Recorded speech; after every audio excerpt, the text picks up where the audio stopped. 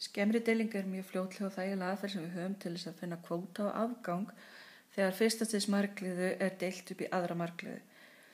Skilyrði sem við setjum fyrir þessari aðferð eru frekar ströngsamt. Við þurfum að hafa fyrsta stigs margliðu, þannig að það má ekki vera x í öðru veldi eða neitt svoleiðis. Og í öðru lagi þá þurfum að hafa forystustuðulinn 1, þannig að við ætlum bara að hafa 1x. Ef þið þurfum að deila margliðu sem kannski með 2x eða 5x eða eitthvað slíkt, þá þarf að byrja á því að þátta hann að taka þennan forystustuðul út úr sviga og deila síðan með því sem kemur inn í sviganum. En við ætlum samt að deila þessari margliðu upp í eitthvað deilistofn sem við köllum p af x og við ætlum að hafa p af x einhverja endastigs margliðu. Og ef við erum með endastigs margliðu þá vitum við að við erum með x í endaveldi. Og ef við erum með x í endaveldi þá erum við með eitthvað stuðul við x í veldinu n sem er ekki 0. En má vera hvaða tala önnur sem er. Við ætlum að kalla þennan stuðul an. An þýðir bara einhver tala. En við ætlum að kalla alla stuðlana í p af x bara a. Og síðan ætlum við að nota b fyrir kvótan sem við fáum. Þannig að við erum með a númer n við x í endaveldi. Síðan kemur annar stuðull það sem er einu lægra veldi á x. Þannig að við erum með, ef að n var til dæmis 10, þá erum við með x í 10. og svo x í 9. Og svo erum við með eitthvað annan stuðull a númer n-1, sem getur verið aftur verið hvaða tala sem er. En þetta a má reyndar vera 0. Setjum engin skilyrði fyrir það hvað þetta a má vera. En við getum haldið áfram að skrifa þessa liði út, koll að kolli, þangað til við erum komið með fyrsta veldi á x og þá er bara a númer 1 og síðan kemur fastinn sem er a0. Við ætlum síðan með þessari aðferð að finna kvótan sem við kallum q af x og af því að við erum að taka endastigs margliðu og deila upp í hana með fyrsta stigs margliðu þá endum við með kvóta sem að vera einu stigi lægri heldur en p af x. Þannig að við fáum x í veldinu n-1 og samsvarandi stuðul við og við ætlum að kalla alla stuðlana í q af x b, þannig að þetta er þá b númer n-1. Og við ætlum að finna hver stuðlinn er með því að nota þessa aðferð. En hann getur verið hver sem, raun og veru hvaða tala sem er. Og við getum skrifað q af x með sama hætti eins og við skrifum p af x, lækkum alltaf veldi á x, þangað til við komum niður í fyrsta veldi og þá er það bara b númer 1 og svo fáum við b0. Við ætlum líka að finna afganginn sem við kallum venjulega r af x en við erum búin að fara í gegnum afgangsreglu sem að sýndi okkur að r af x er það sama á p af k. Það er að segja að k-ið er rótin í d af x og við tökum hana og setjum inn í p af x og fáum afganginn, p af k. Markmiðið með aðferðinni er að finna þessar tölur, b stuðlana og svo p af k. Og af því að við ætlum að, við erum alltaf að deila þessari fyrsta stigs margliðu upp í endastigs margliðuna, þá getum við alveg gert þetta án þess að hafa þessi x með. Þannig að það sem við gerum er að við búum til töflu sem að hefur bara stuðlana. Hún lítur svona út. Við þurfum að hafa pláss fyrir 2 línur hér og smá pláss hérna við hliðina og aðeins pláss fyrir neðan.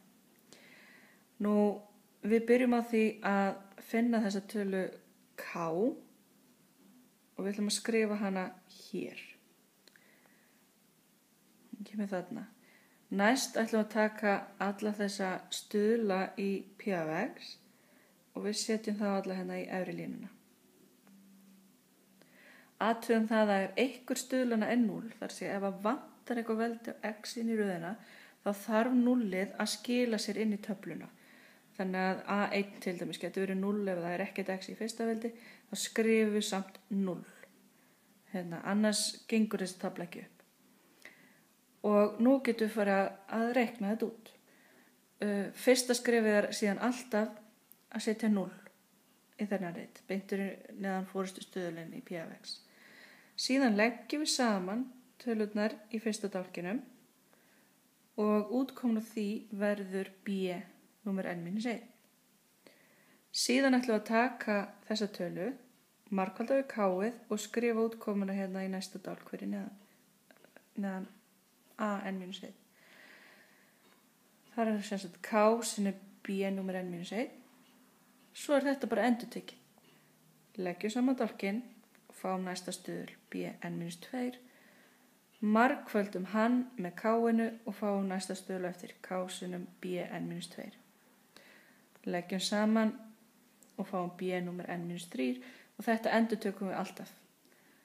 Alveg þangað til við erum komin út í enda. Við fáum hérna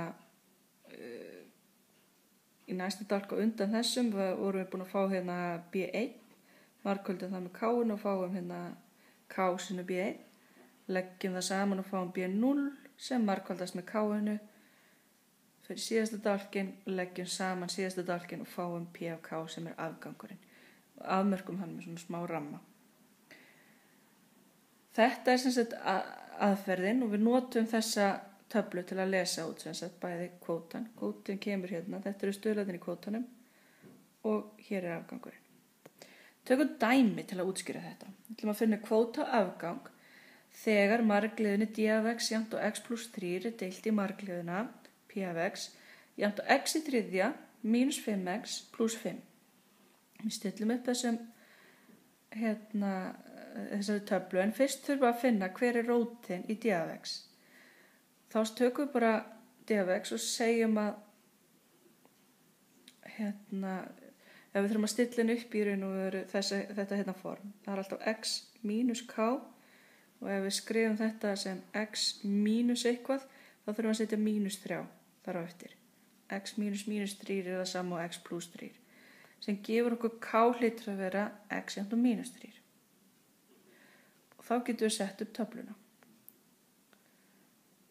Þurfum að hafa í huga að það er ekkert x í öðru í upphaflegu margliðunni hérna og þá höfum við stöðulinn 0.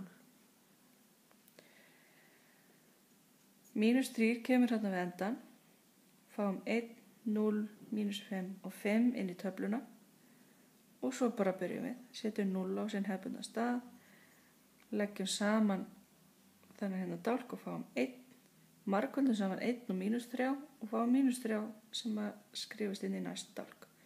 Þá leggjum við þessa tvær tölur saman og fáum mínus 3, margföldum saman mínus 3 og mínus 3 og fáum 9, leggjum saman mínus 5 og 9 og fáum 4, margföldum 4 og mínus 3 og fáum mínus 12, leggjum saman 5 og mínus 12 og fáum mínus 7. Þá er mínus 7 afgangurinn og 1, mínus 3 og 4 eru stöðlarnir í kvótanum. Og þá er ágætt að lesa þetta bara frá hægri til vinstri. Það er að segja að við vitum að síðasta talan er stöðlinn við x í 0, það er að segja fastinn. Næsta við er við x í fyrsta veldi og svo x í öðru þar á hliðina. Þannig að við höfum þá fengið að q af x er 1x í öðru mínus 3x í fyrsta pluss 4 og r af x, það afgangurinn, er mínus 7.